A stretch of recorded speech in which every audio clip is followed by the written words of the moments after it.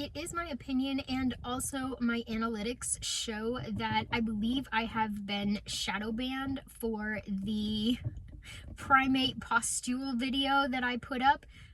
Since then, my views and comments and alerts have been super down. So if you could press the like button on this video and comment, I'm trying to keep this as neutral as possible and not use any of the words that will get you kicked off of this platform.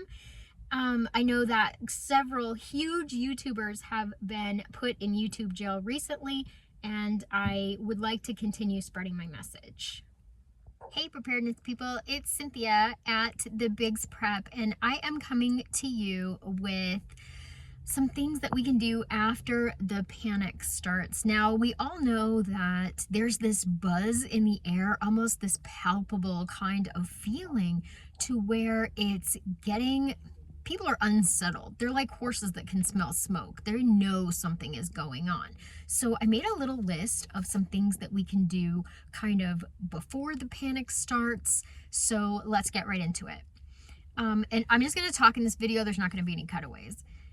Number one, you can inventory everything in your house. I'm talking shoes, socks, jeans, shirts.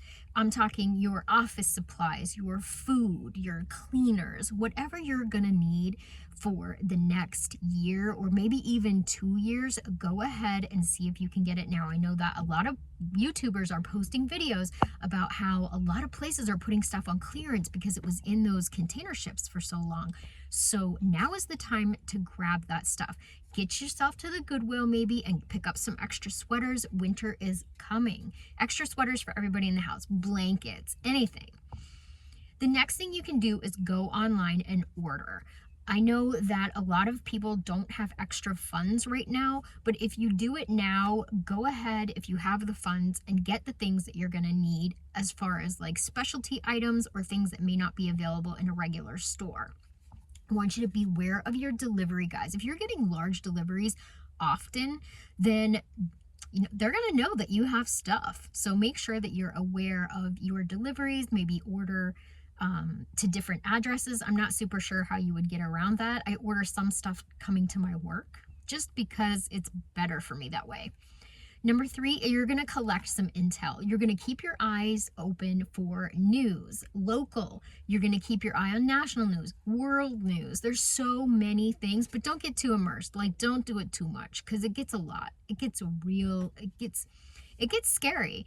And so just make sure that your network is tight, your local network, your neighborhood. You want to make sure that you know what's going on in your local area well before anybody else. And remember that the next one is oversharing. I want you to remember that oversharing is something that you don't want to do. You want to empathize, you want to listen, but you do not want to overshare with people because as soon as the poop hits the fan, they are going to come for your stuff because when their kids are hungry and your kids are fed, they're going to have something to say about it. Next up, we're going to start rationing. I know that it's uncomfortable to talk about, but rationing is something that's going to be necessary, and we've already started it. We've started looking at portion sizes and how much we actually need versus how much we were wanting. Do we really need 5 pieces of chocolate when 2 will do? The new rule is that we eat what is portioned, and then if we're still hungry, we can go ahead and have some more, but wait about 20 minutes and just see overall how the body feels. I know just by doing this, I've lost a little bit of weight. So that's really nice, just kind of eating my portion size, waiting 20 minutes, and then seeing if I honestly want some more, and then getting up and going and get more versus having it right on the table because I'm apt to take more because it tastes good. Next up is safety check. Make sure that you are locked and loaded. Make sure you're bringing your outdoor stuff in. Those propane tanks, I'm telling you, a meth head would love a propane tank. They live for those things, and they would love to come into your barbecue grill. I'm telling you, yeah, they're serious about it. And make sure that you have your shed locked, your house locked, picking up anything in the yard that might be used to break out your windows. And your overall alertness should be ramped up right now because people know something's going on.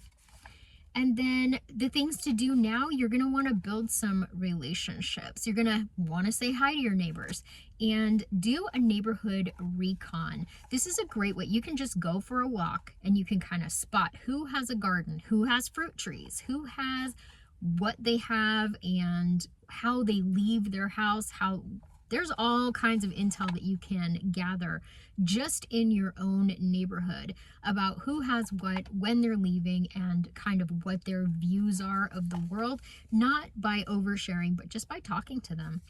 Start some microgreens. Even if you live in the city, you can start some microgreens. This is a great way to provide yourself with some nutrition, and literally they're ready in about 3 days, which is fantastic. Fill your gas tank and keep it full. I'm not kidding about this. The tornado video that I did, I was so thankful that I had over a half a tank of gas, because if the tornado would have been worse and I wasn't able to get gas for a while, I had plenty of gas to get me home.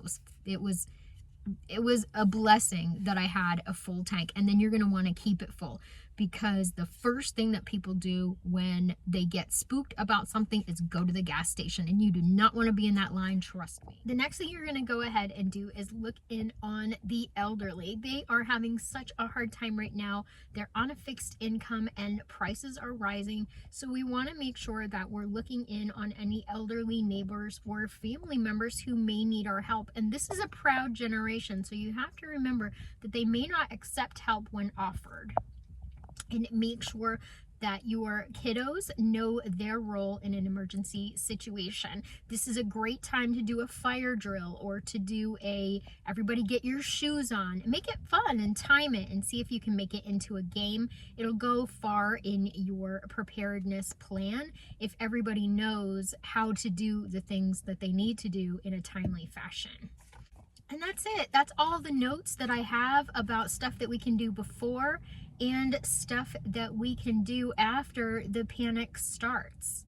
Let me know in the comments down below if you have any preparedness plans for before or after the panic starts. I know in my previous video we talked about our plans for July and August. I will be live on Saturday at 8 p.m. Eastern Standard Time, and I would love to shout out your channel with your comment. Thank you so much for watching, and remember everybody, I would rather be a year early than a day late.